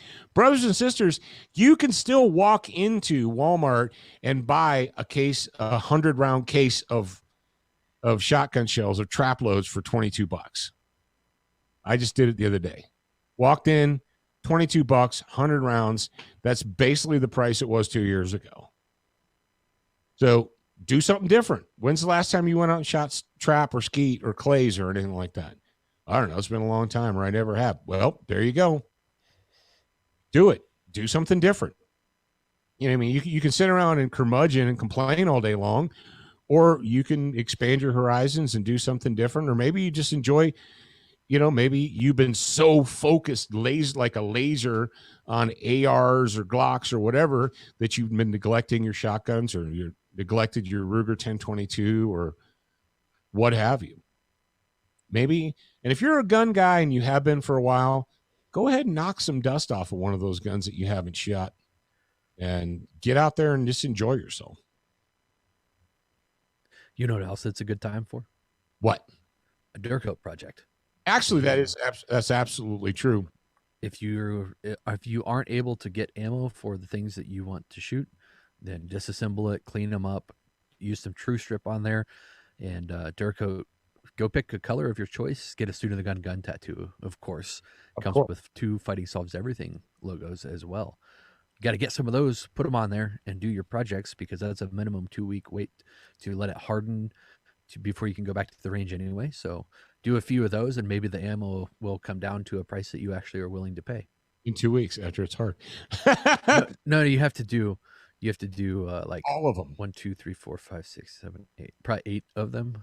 8 of them. There you go. It is true. And the great thing about the Duracoat projects is it actually gives you an opportunity to strip the gun down to pieces, parts, and then put it back together clean and lubricated. If you do it right, your gun, when you're about to Duracoat it, will be cleaner than it has been probably since you took it out of the box. Maybe even then. Man. What do you mean, man? You'll be amazed when you take the forearm and the stock and off of a gun, and you're like, how did all that dust and dirt crap get under there? Do what now? So yeah, your gun will be cleaner than it has been in years, and then you can reassemble it, lubricate it, and it'll probably run great. It's amazing. Sign up for Brownells on their Brownells.com, or text BRN to 556-223. and you will be informed every time they have new, cool, interesting things in stock. Duracoat is super easy. It's DuracoatFirearmFinishes.com. Because life is too short to have an ugly gun. Right. I just got on Brownells and searched for Duracoat, and then they have it. So yeah, you can get everything you want there. They have some of it. They have the most popular colors. If you want really wild and crazy stuff, like neon yellow or green or whatever, you're going to have to dig a little deeper. Well, they have the cinnamon, so that's good. Cinnamon! They have True Strip. That's right, True Strip and all that good stuff. All right, Zach, are you there, brother? I am back, yes. Zach is back. Zach's back. All right, it's Wednesday, so Zach's going to play a little infomercial for you guys, so pay attention, freaks. ShopSOTG.com is the perfect place to go if you are a student of the gun. Whether you want to expand your brain, increase your marksmanship, or help keep your family safe. All that, plus the pimp hand brands that you love. ShopSOTG.com has almost anything that an American patriot would want. Education, enlightenment, and entertainment, and we're open 24/7. Check out ShopSOTG.com today and see for yourself. Yes, indeed. That is what you should do. You should do that and get on it. Oh, I had a question offline, and I'm just going to go ahead and address it right now since we're talking about stuff. Is it okay to Duracoat silencers? Yes, it is okay to Duracoat silencers. It is also okay to Duracoat optics. In the olden days, when in order to put a color coating on a gun or on a project, you had to bake it to get it to harden. Obviously, if you have a $1,500 ACOG, you're not going to fire up your oven to 350 and stick it in there for an hour. I'm going to go ahead and say not a good idea. But with Duracoat, because it does not require baking, oven baking, or anything like that, you can just let it air dry. You can do optics and other things. You can do plastic things, you can do optics and so forth. So it is okay.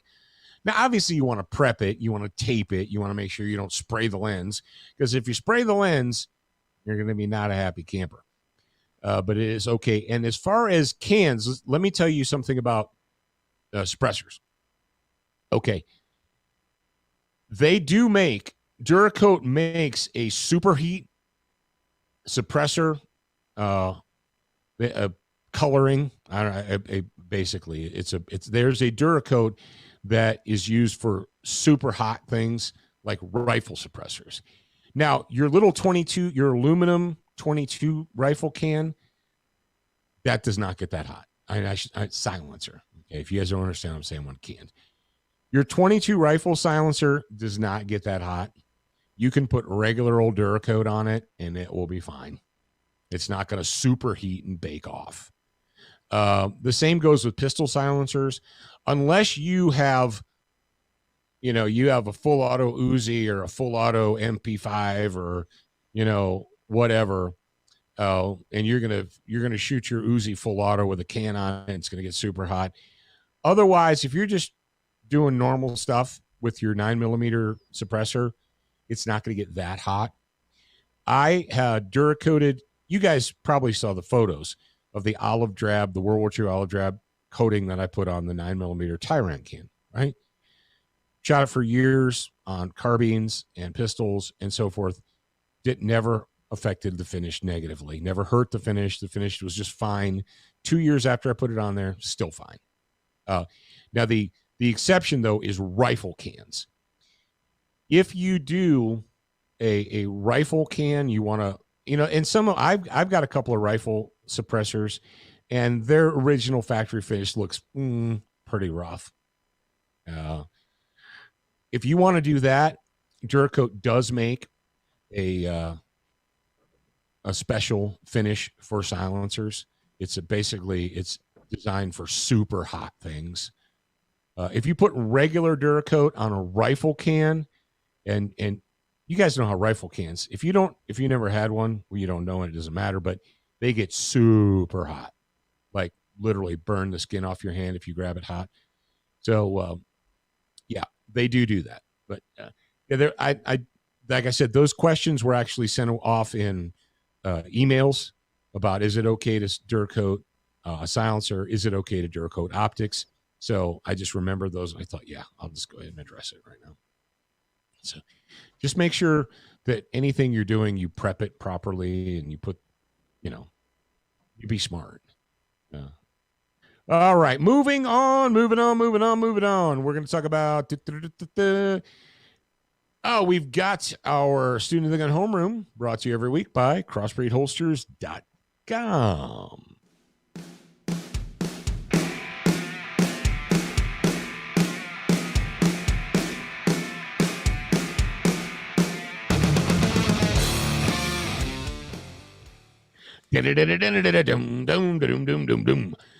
That is Dangerous by Madison Rising. Yes, indeed. That is the theme song of our homeroom, and we do have express written permission to use that. Student of the Gun homeroom, brought to you by Crossbreed Holsters. All right, before we get into the topic of the day, Crossbreed wants you to be dangerous on demand. You should know that by now. If you don't, I'm telling you. Crossbreed Holsters wants you to be dangerous on demand. Use the promotional code SOTG. You're going to save money. You're going to be happy. You're going to carry your gun. Good stuff. Home invasions. Wow, that's a crappy topic. It is a crappy topic. I don't want to talk about it, but that's like saying I don't want to talk about cancer, and if I don't talk about cancer, then it'll go away on its own. Wrong. Unfortunately, we live in a world where we have emboldened criminals. We have made criminals believe that they can do whatever they want, and CNN and the Democrat Party will make excuses for them. That is the reality of the world that we live in. And a home invasion is not a burglary. Back in the old days of Hollywood, we had these images of the guy with the black watch cap or maybe the ski mask slinking around at 3 o'clock in the morning trying to quietly get in the house and steal the TV and pass the big tube TV through the window. And that's what they were going to do. They were going to burglarize you. Through the window to the wall. Yeah. Yeah, all while you're sleeping, you wake up, you're like, oh, we were burglarized. That is not the reality of the world today. First of all, criminals are not that stealthy, and they're not that patient. Most of them are jacked up on some kind of opioids or mind-altering drugs. They're just going to take a sledgehammer or a crowbar, and they're going to smash in your front door. And then they're going to come in because they brought 2 of their homies with them. And the millisecond they see you, they're going to clock you in the head with either a pistol or a bat or something. And then they're going to do whatever they want to do. That is the reality of the world that we live in. When you realize that is happening in your home, you have seconds to react, not minutes. Did Paul say minutes? No, Paul said seconds. You have seconds to react and do the right thing.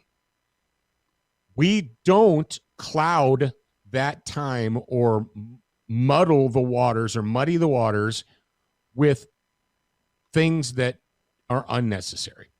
All right, step number 1. Jared, is a home invasion a deadly force threat? Yes or no?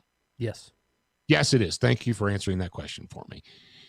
A home invasion is a deadly force threat. What do we use to stop deadly force from being used against us? Deadly force. Deadly force.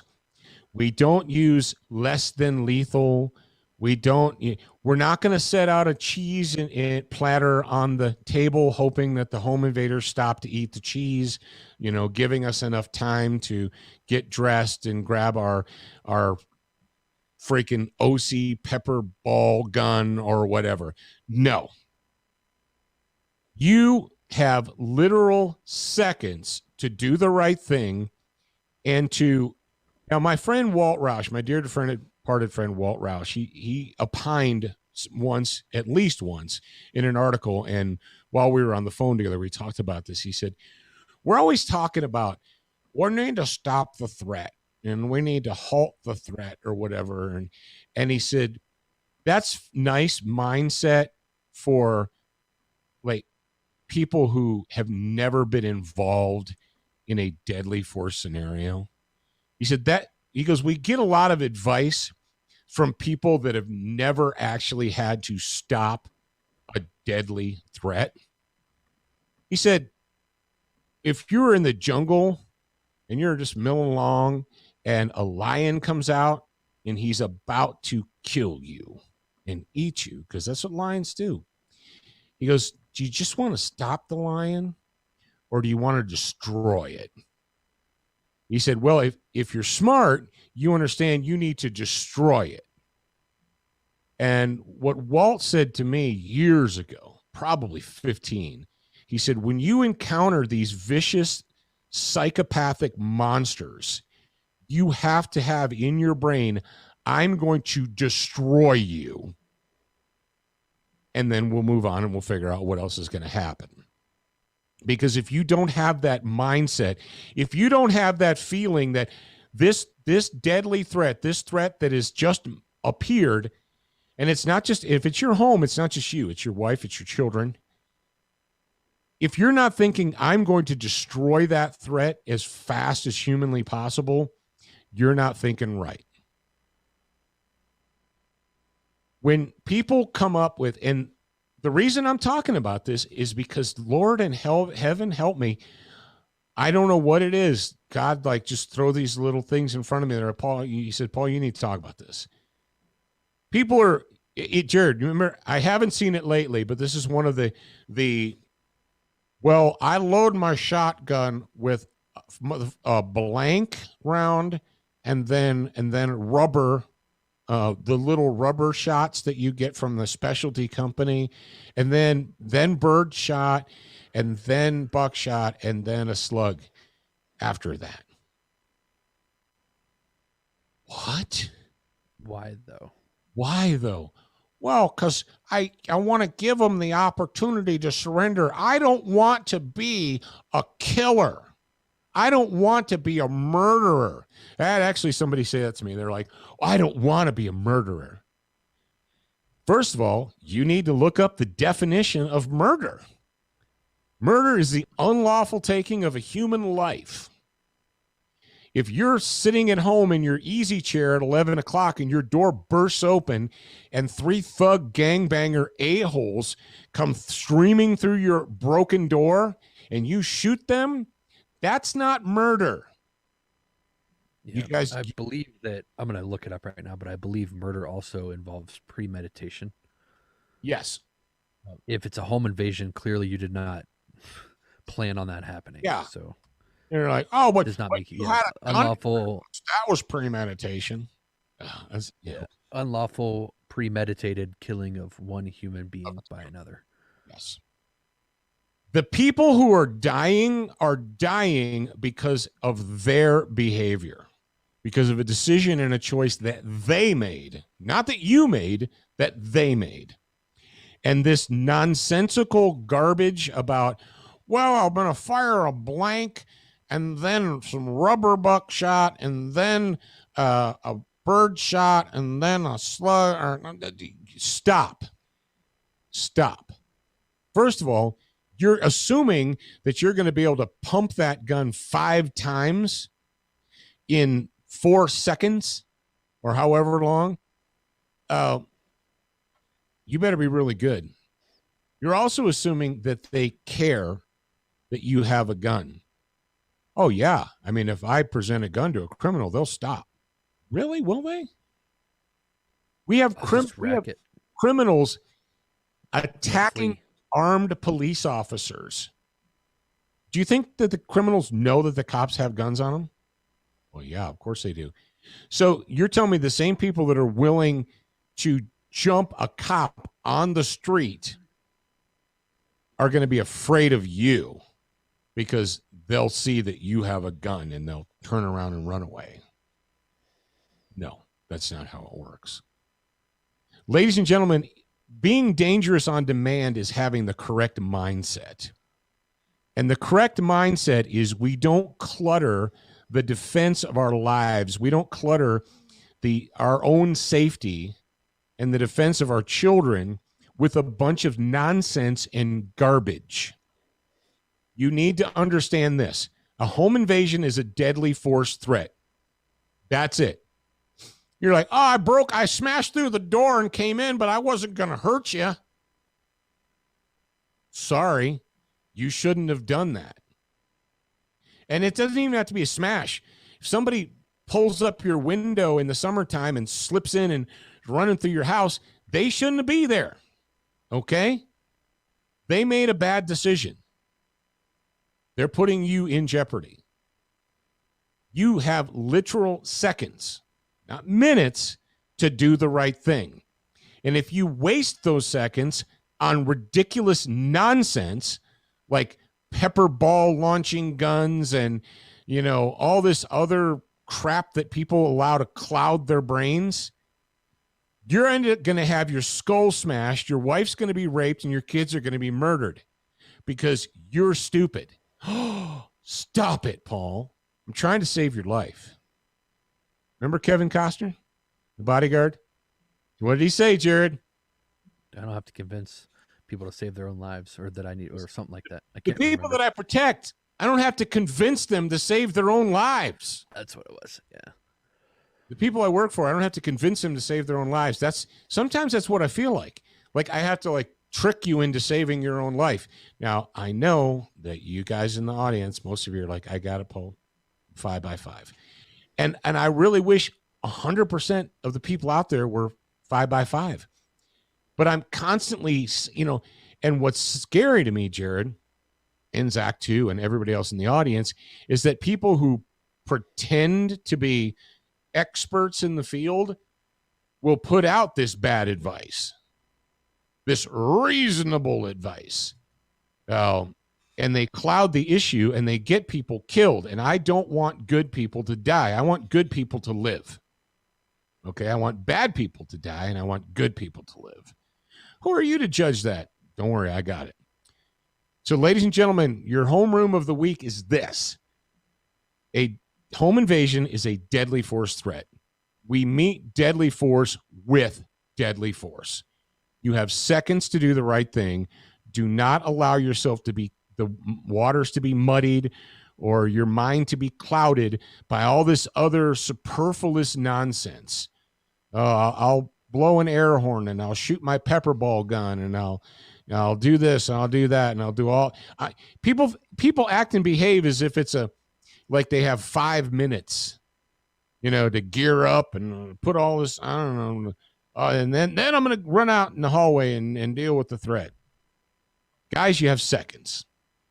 They're going to bust in the door. They're going to overwhelm you, and they're going to do whatever they want. You have seconds to do the right thing. That's it. Just understand that and live. Do so and live. Do not and don't live. All right, Zach, were you able to pull the audio up for this next story? Yes, indeed. I actually didn't check the thing. All right, so I'll set it up here. You guys should all, if you don't know who Dan Bongino is, look him up. He's a dude with a crew cut haircut, and he's super in your face. And he has the Dan Bongino show, and I don't know his whole entire resume, but he just put up a clip. Basically, he shortened it down for all of us who have short attention spans. Not me, but you know what I mean.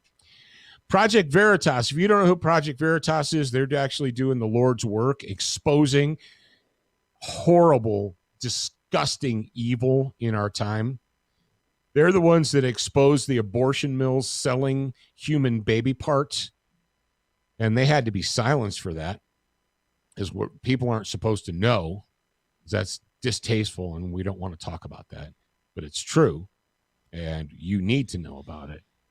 Well, they just did it, and Veritas is the one who also exposed Twitter about the shadow banning, aren't they? Remember when they got the Twitter guy to say, yeah, your account's still there, but nobody sees it because we shadow ban it. Oh yeah, I think it was. Yeah, and they basically exposed Facebook, Twitter, and Instagram at the same time, and how they were all sharing communications. Like if people use these words, we're either going to ban them or throttle them or whatever. So you're like, well, I mean, I've had a Twitter account for like 8 years or 5 years, and I put stuff up every day, and I still have 300 followers, and I've had 300 followers for 5 years. Why is that? It's because nobody sees anything you put up. It's there. But you said something about Trump, or you said something about, all lives matter, or you said something that they didn't like, and they're like, well, we're not going to take it down. We're just going to make it so nobody sees it. And they admitted it. The Twitter tech guy admitted it. He says, oh, yeah, it's there. We just throttle it so nobody can see it. There you go. Because we didn't like the word you used. Well, Project Veritas just recently did another one and they got a CNN producer to essentially admit what we all kind of knew. But now we have, and of course, CNN's mad about it. They're like, you're not supposed to know. Well, we lie, but you're not supposed to know we lie. And then Twitter, being the communist pieces of crap that they are, they're like, oh, well, we're going to go ahead and we're going to ban you. We're going to remove your account because you're not allowed to tell people that. It's like, yeah, but it's the actual truth. And it's not taken out of context. It's actually what he said in answer to a question. That's just because somebody said that, that's not what they mean. Really? So what I want to have Zach do, this is only a couple of minutes. This is a couple of minutes. I'm going to have Zach play this. And how long is it, Zach? Like 4 or 5 minutes or 3 minutes? It's a little over 4 minutes. Okay. So you're going to hear Dan Bongino set it up. And then you've got the reporter. And then you'll hear the voice of the CNN producer. So listen up. Just judge for yourself. And if you don't think it's right, then great. Here's a video. James O'Keefe's group, Project Veritas, which has been doing yeoman's work to expose CNN and others. This big media, propaganda, Pravda-like outfit working at rapid pace to usher in fascism and the elimination of civil liberties in this country, the markets, free dialogue, and everything. Here is an undercover video recorded by a Project Veritas, an actual journalist. COVID, gangbusters with raiders. COVID, gangbusters with raiders, right? Which is why we constantly have the death toll on the side. Let's make it higher. Like, why isn't it high enough, today? Like, it would make our point better if it was higher. It's fear. Like, fear really drives numbers. Fear is the thing that keeps you tuned in. If it bleeds, it leads. Yeah. If it bleeds, it leads? Yeah. No one ever says those things out loud, but it's obvious. What you're about to see is so shocking. Admissions about COVID, its impact, the bias, and things that we've all suspected, but have never been able to confirm until now. Sad news doesn't do well with ratings, like if you can get someone impassioned, that does really well with ratings. Sad news back to back to back doesn't do really well unless it affects them directly. COVID, gangbusters with ratings, right? Which is why we constantly have the death toll on the side, which I have a major problem with, that we're tallying how many people die every day. Because I've even looked at it and be like, let's make it higher. Like, why isn't it high enough, today? Like, it would make our point better if it was higher. And I'm like, what am I rallying for? That's a problem. Yeah. We're doing that, like the special red phone rings. Yeah. And they pick it up, and it's like the head of the network being like, there's nothing that you're doing right now that makes me want to stick. Put the numbers back up, because that's the most enticing thing that we have. So put it back up. So like things like that are constantly talked about. I mean, there's no such thing as unbiased news. Any reporter on CNN, okay. What they're actually doing is they're telling the person what to say. It's always like leading them in a direction before they even open their mouth. And the only people that we will let on the air, for the most part, are people that have proven track record of taking the bait. Here is a CNN staffer admitting the network engages in propaganda to get Trump out of office. I thought they were a news organization. They're admitting it now, this guy, on a hidden video, and also admitting to something else about an approved narrative, something that got lost in the shuffle yesterday. Check this out. It's important. Our focus was to get Trump out of office, right? Without saying it, that's what it was, right? So our next thing is going to be for climate change awareness. Do you think it's going to be just like a lot of like fear, like climate? Yeah, fear sells. Fear sells. No one ever says those things out loud, but it's obvious. You think you're being told the truth? You thought news was news? Folks, we're living in a 24-hour Pravda-like Soviet Union, fascist-type media environment. I do not throw these words around loosely. The exact same tactics fascists and propagandists use in communist totalitarian empires and exploding fascist environments are the same tactics being used by this symbiotic destructive organism, big tech, big business, big media, and big liberals to destroy your right to speak out, vote for a candidate, and affect political change, and also to crush any dissent while only allowing approved narratives. So we just have a CNN staffer on tape at an alleged news organization admitting that they basically engaged in propaganda to make sure Donald Trump wasn't reelected. I thought you were hearing the news. Can we stop with the news nonsense now, please? Can we stop with that? All right. So you heard what the guy said. You heard what he said about the death clocks. And the CNN news director saying, yeah, but what are we doing to make them stick? What are we doing to make them stick? And you say, well, all right, Paul, I know this. I know not to trust CNN. All right, you do. But the fact of the matter is not everybody does.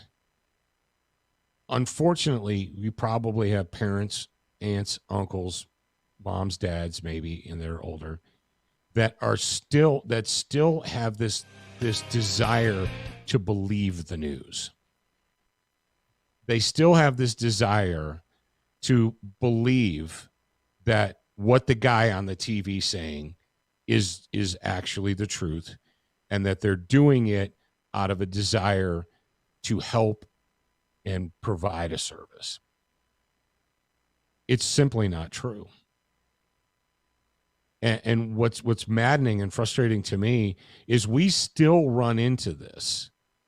We still run into people that are like, oh, well, you're just one of these Trumpians or whatever.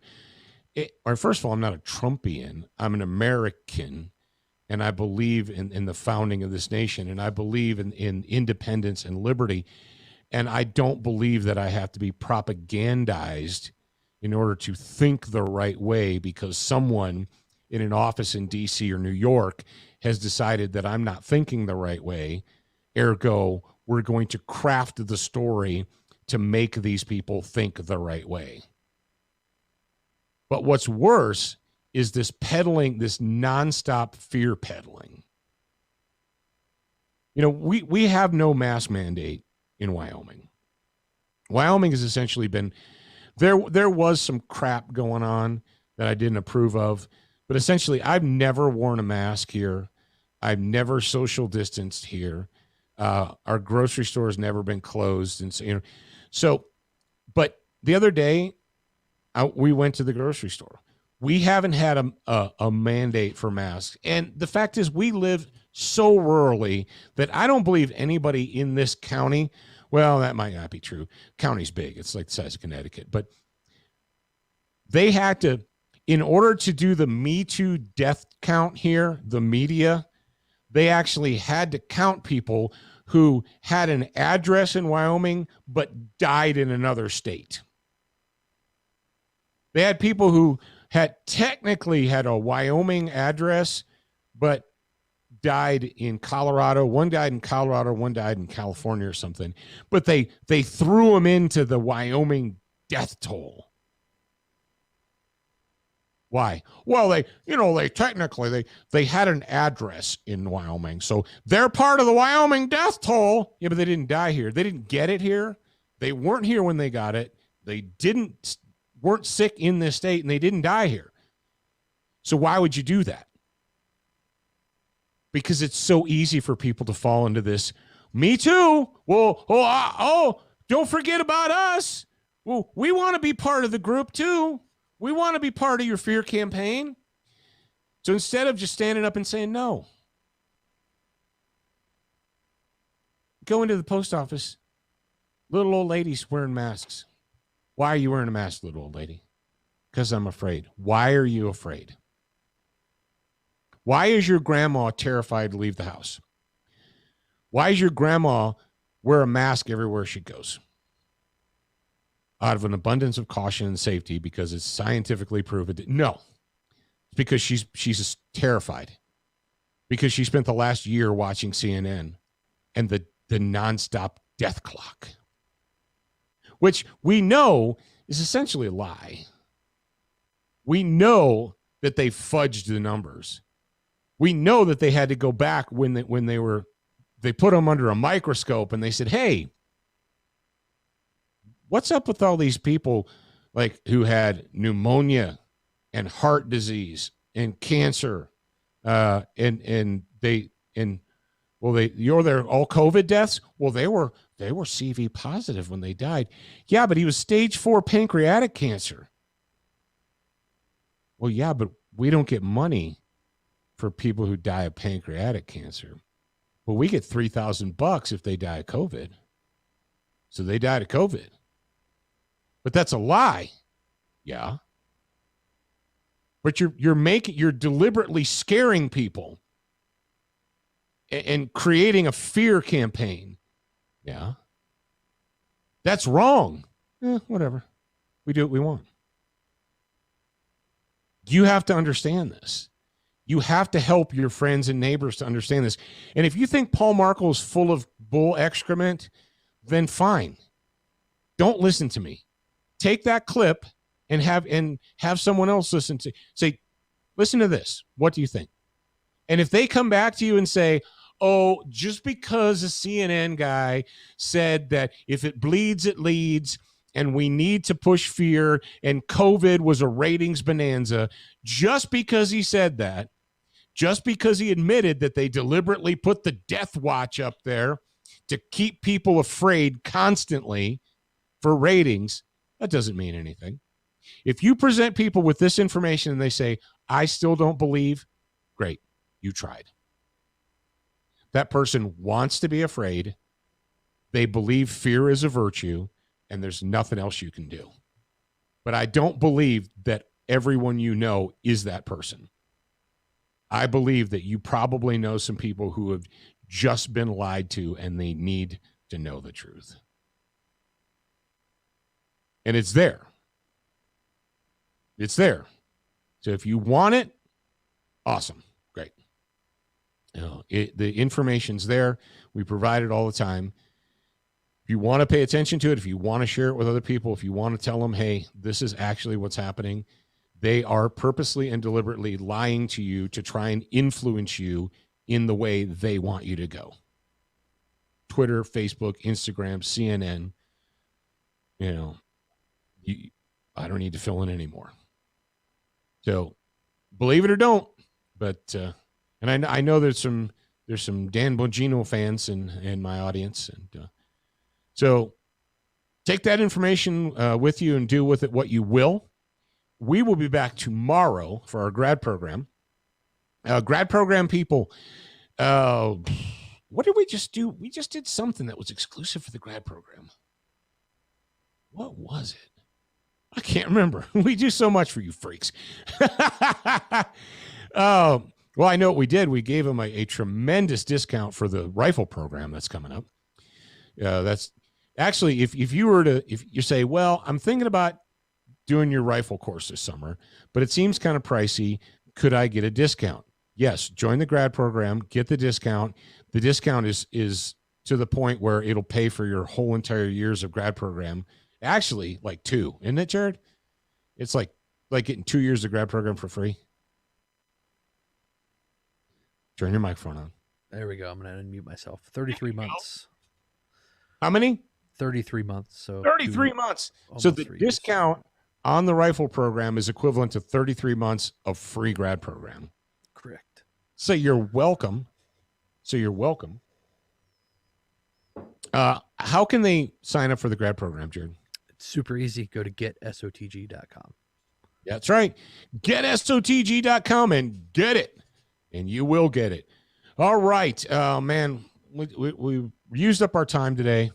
I hope you enjoyed it. We're going to be back on Thursday with another brand new episode. We'll talk about more stuff that you need to know. And I will continue to give this country a slap because that's what they need. Until then, remember, freaks, you're a beginner once. You're a student for life. We appreciate your reviews. If you haven't left a review or updated yours recently, head on over to Facebook, iTunes, Stitcher, iHeartRadio, or your favorite podcast player to voice your opinion. Don't forget to join us at the Student Lounge, a place for like-minded individuals to learn, connect, and support each other. No chicanery will be tolerated. Remember to check studentofthegun.com daily for new, free content and giveaways. Watch, listen, read, shop, and connect at studentofthegun.com. Are you a social butterfly? Connect with us on Instagram, Facebook, and Twitter for new content each and every day at Student of the Gun. Watch Student of the Gun TV and videos from our trusted partners on Roku, Apple TV, Amazon Fire TV, Chromecast, and even AirPlay. Go to studentofthegun.com for direct links, and remember, you're a beginner once, a student for life.